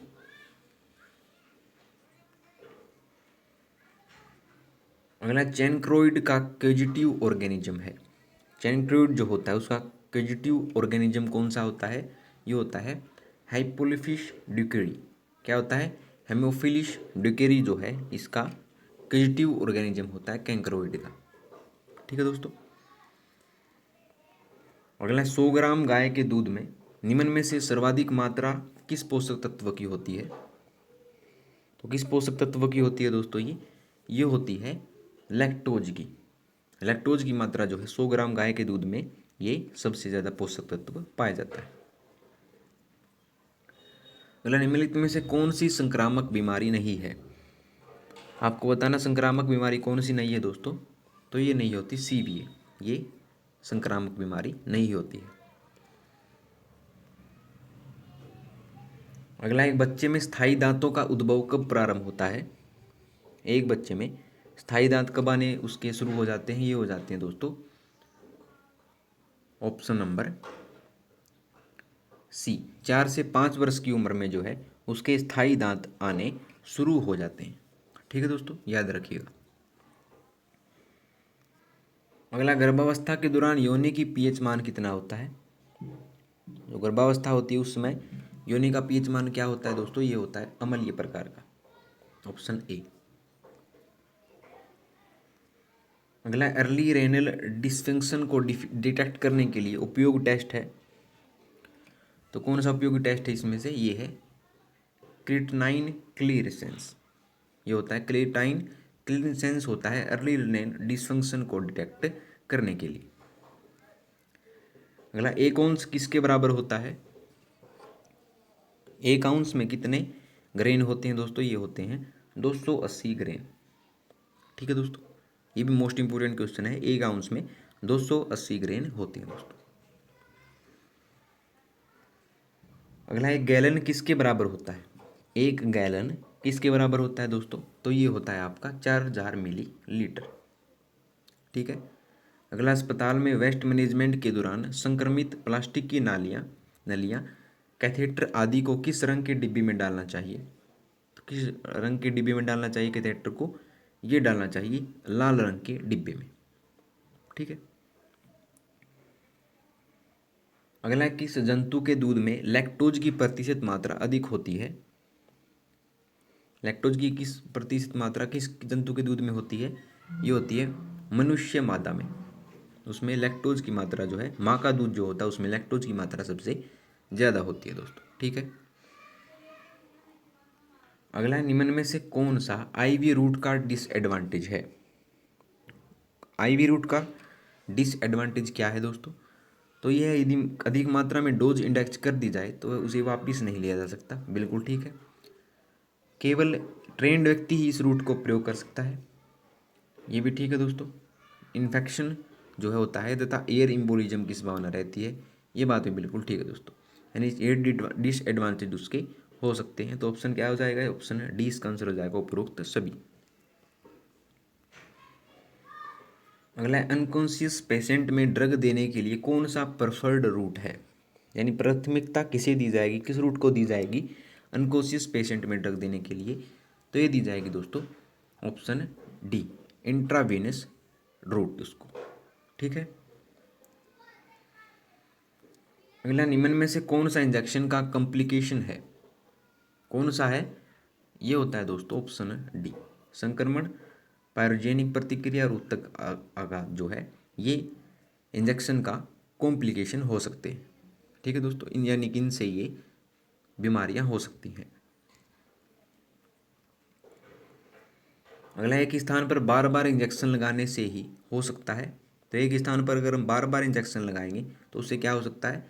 स्किन इंडस्ट्रेशन तथा स्कार का निर्माण हो सकता है, धब्बे हो सकते हैं त्वचा में, नर्वस की इंजरी हो सकती है, तंत्रिका तंत्र में कोई इंजरी हो सकती है, रक्तवाहिनियों की दीवार को इंजरी हो सकती है। तीनों ही ऑप्शन इसके ठीक हैं, तो उपरोक्त सभी। अगला है, होठों, मसूड़ों व गालों के बीच गिरा हुआ अगला संकरा भाग क्या कहलाता है? तो इसे कहते हैं दोस्तों प्रगाण। क्या कहते हैं उसे? प्रगाण हम उसे कहते हैं दोस्तों। अगला, कठोर तालु निर्मित होता है।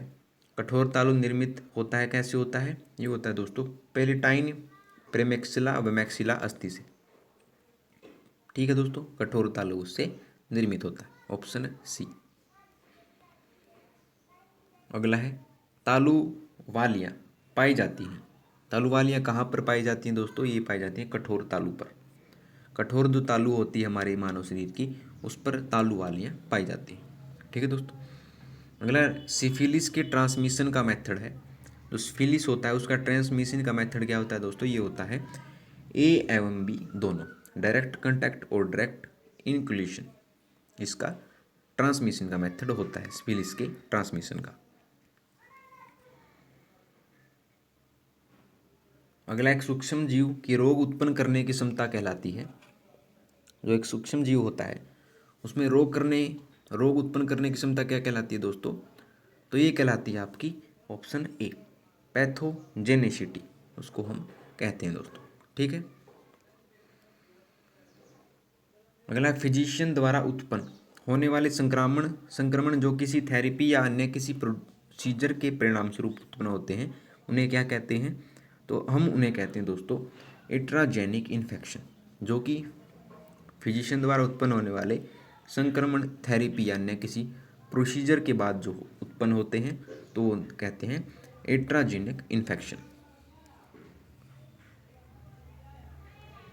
अगला, रासायनिक एजेंट जो कि जीवाणु की वृद्धि को रोकता है, उसे क्या कहते हैं? तो उसे हम कहते हैं दोस्तों बैक्टीरियोस्टेट। क्या कहते हैं उसे? जब कोई रासायनिक एजेंट जो है जीवाणुओं की वृद्धि को रोक देता है तो उसे कहते हैं बैक्टीरियोस्टेट। अगला, सिफिलिस को उत्पन्न करने वाला ऑर्गेनिज्म है। जो सिफिलिस होता है उसको उत्पन्न करने वाला ऑर्गेनिज्म कौन सा होता है दोस्तों? तो ये होता है हमारा ऑप्शन बी, ट्रेपोनेमा पेरिडियम उसको हम कहते हैं दोस्तों। ठीक है, याद रखिएगा। अगला देखिए, प्रोटीन की सबसे छोटी यूनिट क्या है? आपको पता है ना दोस्तों, आपके सामने ऑप्शन है। प्रोटीन की सबसे छोटी यूनिट क्या होती है? ये होती है एमिनो एसिड, ऑप्शन बी। अगला, एड्स क्या है? एड्स क्या आपकी फुल फॉर्म पूछी जा सकती है दोस्तों। एड्स की फुल फॉर्म क्या है? ये है एक्वायर्ड यूमिनो डेफिशिएंसी सिंड्रोम।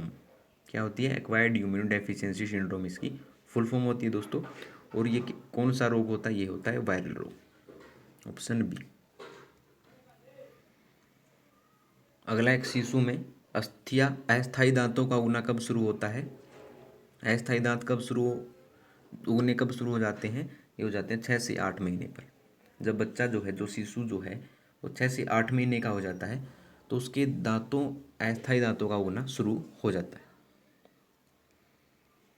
अगला, कौन सा कथन सत्य नहीं है? तो आपको बताना है असत्य कथन, यानी कि जो ट्रम पर गर्भाशय का वजन होता है लगभग 200 से 800 ग्राम होता है। ये 800 ग्राम नहीं होता है दोस्तों, ये होता है, आपको पीछे बताया था, 500 ग्राम ये होता है दोस्तों। ठीक है। अगला है, मुख गुहा को नासिका वेशम से जोड़ने का कार्य करती है। मुख गुहा को नासिका वेशम से जोड़ने का कार्य कौन करती है दोस्तों? ये करती है नेजोपेलेटाइन, ऑप्शन है डी। अगला, मोस्ट कॉमन सीएनएस ट्यूमर है। मोस्ट कॉमन सीएनएस ट्यूमर क्या है दोस्तों? ये होता है एस्ट्रोकाइटोमा। इसको हम क्या बोलते हैं? एस्ट्रोकाइटोमा। अगला, अस्पताल में संक्रमित सुई, ब्लेड आदि को किस रंग के डिब्बे में डालना चाहिए? तो किस रंग के डिब्बे में डालना चाहिए इसको दोस्तों? ये डालना चाहिए नीले रंग के। संक्रमित सुइयाँ होती हैं, ब्लेड होते हैं, तो उनको हम नीले रंग के डिब्बे में डालते हैं। अगला, सबक्यूटेनियस मार्ग द्वारा इंजेक्शन लगाते समय त्वचा एवं नीडल के बीच कितनी डिग्री का कोण होना चाहिए? तो ये होना चाहिए दोस्तों 45 डिग्री का। ठीक है, यानी जब कोई डॉक्टर आपको इंजेक्शन लगाता है तो सुई को जो है 45 डिग्री झुका लेता है। अगला है, इंट्रामस्कुलर इंजेक्शन कितने कोण पर लगाना चाहिए? इंट्रा मस्कुलर इंजेक्शन जो होता है वो हमेशा 90 डिग्री पर लगाना चाहिए दोस्तों। इंट्रामस्कुलर जो होता है वो जंतुओं पर लगाया जाता है, और जो ऊपर दिया गया था 45 डिग्री पर जो लगाते हैं वो मानव शरीर पर लगाया जाता है दोस्तों। ठीक है। अगला, जैकबसन अंग कहाँ पाया जाता है? जैकबसन अंग जो है वो पाया जाता है दोस्तों आपकी नेजोपेलेटाइन नलिका में, ऑप्शन डी। अगला, इंजेक्शन लगाने हेतु साइट का चयन निम्न पर निर्भर करता है। किस पर निर्भर करता है? ये करता है उपरोक्त सभी पर, यानी ए बी सी डी आपके ऑप्शन ठीक है। अगला है, 5% ग्लूकोज सलाइन का अर्थ है। 5% ग्लूकोज सलाइन का क्या अर्थ होता है दोस्तों? ये होता है आपका प्रत्येक 100 ml में 5 ग्राम ग्लूकोज तथा 0.9 ग्राम सोडियम क्लोराइड। क्या होता है? प्रत्येक 100 ml में 5 ग्राम तो ग्लूकोज हो और 0.9 ग्राम सोडियम क्लोराइड हो, तो उसको हम क्या कहेंगे? 5% ग्लूकोज सलाइन। अगला है, इंजेक्शन देने से पूर्व नर्स का समर्थ होना चाहिए। किस में समर्थ होना चाहिए? होना चाहिए उपयुक्त इक्विपमेंट को चयन करने में, सही साइट का चयन करने में, और डिजायर्ड मेडिकेशन तैयार करने में, यानी ऑप्शन डी इसका आंसर हो जाएगा दोस्तों। ठीक है। अगला, निम्न में से प्लास्टिक सर्जरी का एडवांटेज क्या है? तो ये दोस्तों, प्लास्टिक सीरिंज डिस्पोजेबल एवं सस्ती होती है, प्लास्टिक सीरिंज आसानी से टूटती नहीं है, और एयर एम्बोलिज्म की रिस्क कम होती है। तो उपरोक्त सभी इसका आंसर हो जाएगा। अगला, टॉन्सिल्स कहाँ पाए जाते हैं? तो टॉन्सिल्स होते हैं वो पाए जाते हैं दोस्तों ग्रसनी की पार्श्व भित्ति पर जो है टॉन्सिल्स पाए जाते हैं दोस्तों। ठीक है। अगला, जीभ को मुख्य गुहा की फर्श से जोड़ने वाला वलन क्या कहलाता है? तो उसे कहते हैं दोस्तों फ्रेनुलम लिंगुई, उसको हम कहते हैं। अगला, निम्न में से टोगा वायरस समूह का वायरस है। टोगा वायरस समूह का वायरस है दोस्तों डेंगू वायरस। अगला, ऐसी बीमारी जो कि सीधे संपर्क द्वारा फैलती है उसको हम क्या कहते हैं? तो उसको हम कहते हैं दोस्तों कंटेजियस इन्फेक्शन। अगला है, एक केमिकल एजेंट जो कि जीवाणुओं को मारने की क्षमता रखता है क्या कहलाता है? तो ये कहलाता है दोस्तों बैक्टीरियोसाइड, ऑप्शन सी। अगला, एक प्रक्रिया जिसके द्वारा सभी रोगाणु नष्ट हो जाते हैं परंतु बीजाणु आवश्यक रूप से नहीं कहलाती है, तो उसे हम कहते हैं डिसइंफेक्शन। अगला है इल्यूजन किस प्रकार का डिसऑर्डर है। इल्यूजन जो होता है वो परसेप्शन संबंधी डिसऑर्डर होता है दोस्तों। अगला है अध्ययन किए जाने वाले वेरिएबल्स को प्रभावित करने वाले वेरिएबल्स को क्या कहते हैं। तो ये हम कहते हैं दोस्तों उनको इंडिपेंडेंट वेरिएबल्स, ऑप्शन बी। अगला बोहर कमेटी को किस वर्ष गठित किया गया था। बोहर कमेटी को ये किया गया था दोस्तों, ऑप्शन बी 1943 में। अगला कौन सा एमिनो एसिड जो होता है निएसिन के संश्लेषण के लिए आवश्यक है। तो ये है दोस्तों ट्रिप्टोफैन।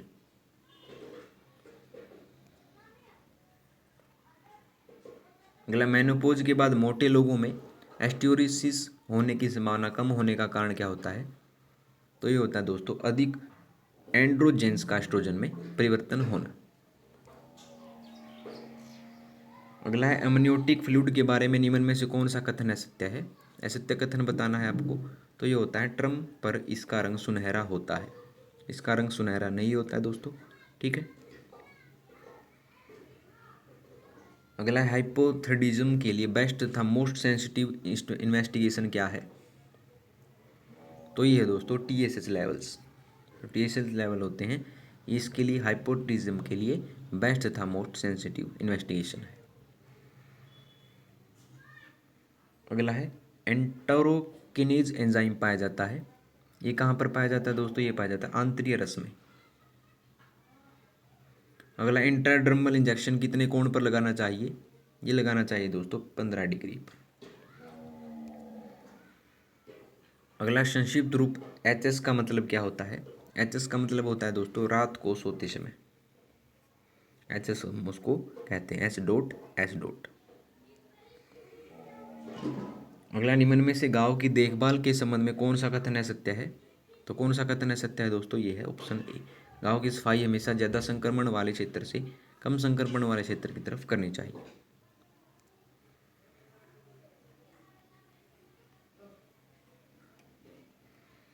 अगला सीरिंज तथा नीडल्स के चयन में निम्न में से कौन सा फैक्टर ध्यान में रखा जाना चाहिए। तो रखा जाना चाहिए दोस्तों उपरोक्त सभी, यानी रूट ऑर्डर, मेडिकेशन सॉल्यूशन की वेजिबिलिटी और दी जाने वाली मेडिकेशन की मात्रा। तीनों ही बात ये सत्य है दोस्तों। अगला निम्न में से कौन सा एक सीरिंज का पार्ट नहीं है। सीरिंज का पार्ट कौन सा नहीं है दोस्तों, इनमें से ये नहीं होता शाफ्ट, ठीक है। अगला देखिए नीडल्स के सिलेक्शन में नर्स को देखना चाहिए। तो नीडल्स जब वो चुनती है नर्स, तो उसकी सिलेक्शन में नर्स को क्या सावधानी बरतनी चाहिए कि केवल शार्प तथा बिना हुक वाला होना चाहिए। नीडल साइज स्मॉलेस्ट गोग की होनी चाहिए। नीडल सीरिंज से अच्छी तरह फिट होनी चाहिए। तो ऑप्शन डी इसका आंसर हो जाएगा उपरोक्त सभी।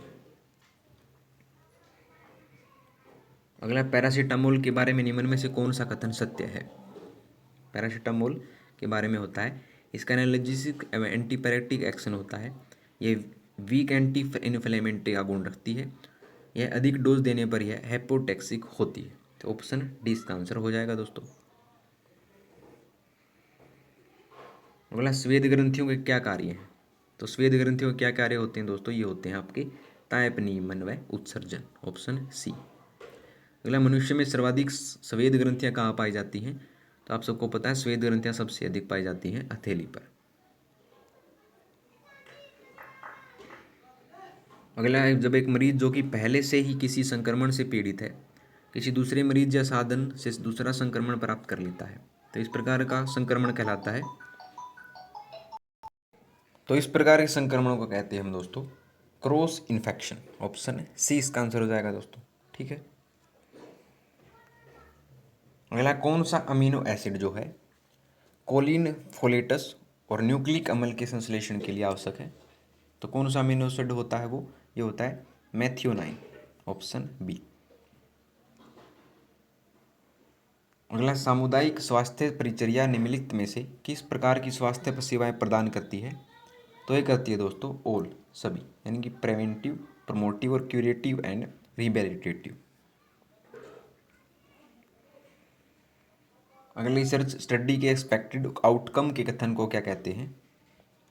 ये कहते हैं दोस्तों हाइपोथेसिस। अगला, निम्न में से कौन सा कथन असत्य है? आपको असत्य कथन बताना है। तो असत्य कथन होगा दोस्तों इसमें कि मेनोपॉज के बाद यह अनुपात 2:1 हो जाता है। ठीक है, ऑप्शन डी इसमें असत्य कथन है दोस्तों। अगला, ताप नियमन में सहायक होता है। ताप नियमन में सहायक हार्मोन कौन सा है? ये होता है थायरोक्सिन, जो थायराइड ग्रंथि द्वारा उत्पन्न किया जाता है दोस्तों, ये भी याद रखिएगा। अगला है, आरएच इनकम्पेबिलिटी के दौरान अमनियोटिक फ्लूइड का रंग होता है। अमनियोटिक फ्लूइड का रंग क्या होता है आरएच इनकम्पेबिलिटी के अनुसार के दौरान? ये होता है दोस्तों सुनहरा रंग, गोल्डन रंग। अगला, शरीर का कौन सा अंग जो होता है हरफनमोला कहलाता है? तो पीछे भी आया था, त्वचा को जो है हरफनमोला कहा जाता है।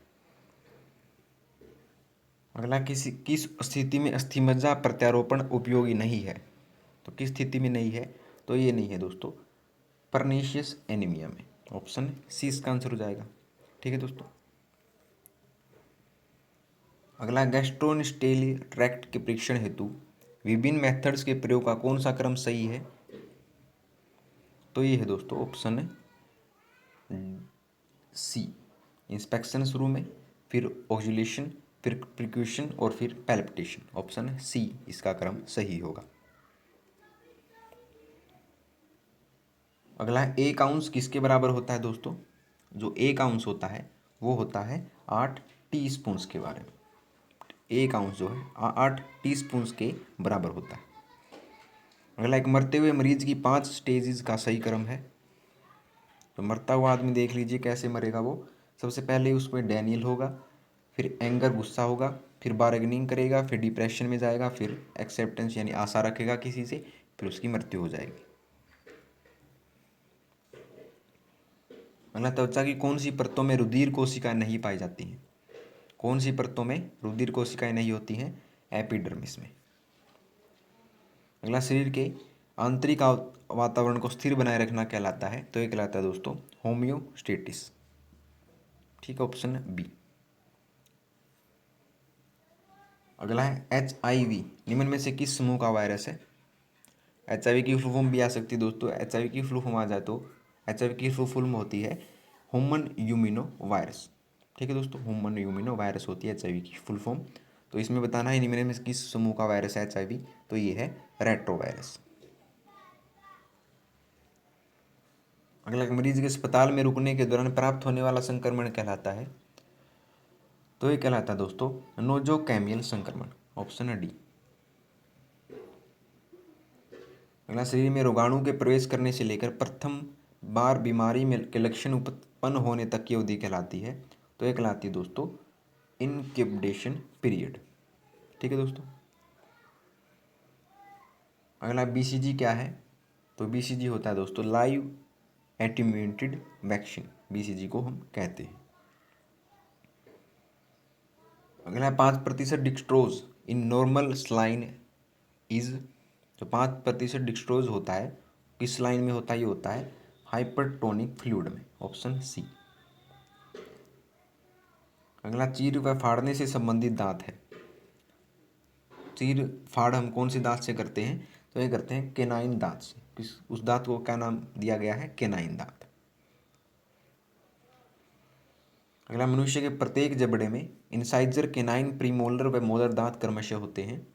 तो ये होते हैं दोस्तों 4, 2, 4, 6 के रूप में। अगला, निम्न में से कौन सा बैक्टीरिया क्लेब्स लेफ्लोर बैक्टीरिया के नाम से भी जाना जाता है? तो ये जाना जाता है दोस्तों कोरिनेबैक्टीरियम डिप्थरी। Option C.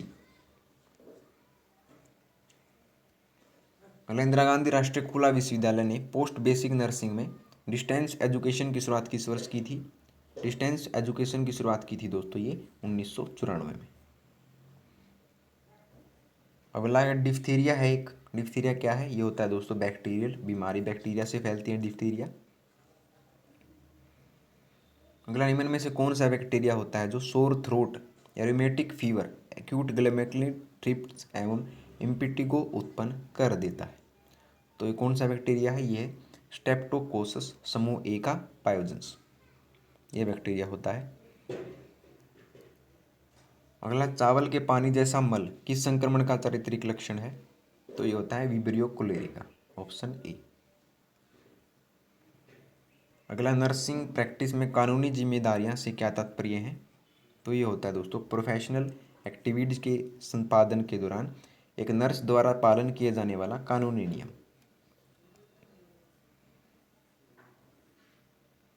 अगला, वेल स्टेड हाइपोथेसिस का निम्नलिखित में से कौन सा कैरेक्टरिस्टिक्स नहीं है? तो कौन सा कैरेक्टरिस्टिक्स नहीं है दोस्तों? आपके सामने ऑप्शंस हैं, तो बताइए। तो ये ऑप्शंस में नहीं है दोस्तों, ऑप्शन नंबर डी, यह एक तरह होनी चाहिए। अगला, निम्न में से गैस गैंग्रीन का कारण है? तो ये दोस्तों क्लस्ट्रीडियम फनफ्रिंज, ऑप्शन सी। अगला, 5 मिनट बराबर होता है, किसके बराबर होता है 5 मिनट? ये होता है दोस्तों 2500 मिलीलीटर के। अगला, एक टी स्पून फुल बराबर होता है, ये होता है 5 मिलीलीटर के। अगला, एक टेबल स्पून बराबर होता है 5 मिलीलीटर के। अगला, मासिक चक्कर के दौरान दर्द होना कहलाता है, ये होता है डिसमेनोर्हिया। 1 लीटर बराबर होता है दोस्तों आप सबको पता 2 पिंट के। अगला, फ्लोरेंस नाइटिंगेल की मृत्यु कब हुई थी? ये हुई थी दोस्तों 13 अगस्त 1910 को। अगला, मानव भ्रूण में कितनी उम्र पर थायरोक्सिन हार्मोन का स्राव प्रारंभ हो जाता है? तो ये हो जाता है 12वें वीक ऑफ जेस्टिनेशन के। अगला, गर्भावस्था के दौरान एमनियोटिक फ्लूइड का अर्थ क्या कार्य है? ये होता है उपरोक्त सभी। अगला, निम्न में से कौन सा कथन असत्य है? आपको सामने ऑप्शन है, तो कथन असत्य कौन सा है कि यदि चोटग्रस्त गांव में इबीमा हो तो उस बाघ को हृदय की ऊंचाई से नीचा रखना चाहिए। नीचा नहीं रखना चाहिए उसको दोस्तों, ऊंचा रखना चाहिए। ठीक है, तो कथन असत्य ऑप्शन डी। ठीक है दोस्तों, अंतिम देखिए, बाएं अंगों की पट्टी करते समय पट्टी का सिरा कौन से हाथ में रखना चाहिए? कौन से हाथ में रखना चाहिए दोस्तों? दाएं हाथ में ये अपना सिरा रखना चाहिए दोस्तों। तो लीजिए दोस्तों, आपकी वीडियो होती है कंप्लीट। तो दोस्तों आशा करते हैं आपको वीडियो पसंद आई होगी। अगर आपको वीडियो पसंद आई हो तो वीडियो को लाइक शेयर और कमेंट करके जरूर बताइएगा, और आर एस नोट्स चैनल को सब्सक्राइब कर लीजिएगा। तो दोस्तों मिलते हैं आपसे अगली वीडियो में नए और रोचक प्रश्नों के साथ, तब तक के लिए धन्यवाद दोस्तों।